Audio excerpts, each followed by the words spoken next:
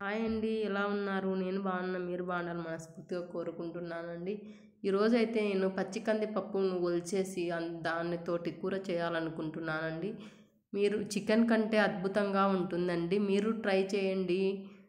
నేనైతే 2 ఆలులు తీసుకున్నానండి, టమోటాస్, ఆలులకి తొక్క తీసేసానండి. అన్నీ అలా కట్ చేసి పెట్టుకున్నానండి.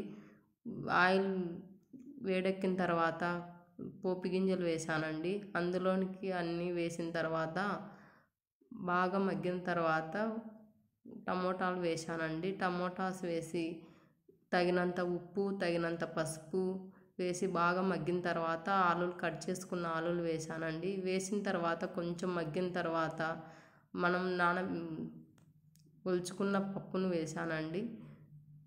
వేసి కొద్దిసేపు ఉన్న తర్వాత విజిల్ పెట్టానండి. 3 విజిల్స్ వచ్చిన తర్వాత కొంచెం తగినంత ధనియా పొడి, తగినంత కొబ్బరి పొడి వేసానండి. ఫైనల్గా అయితే అందులోనికి రొట్టె చేశానండి. మీరు ట్రై చేయండి. మా పిల్లలు అయితే సూపర్ అంటున్నారండి. Thank you for watching.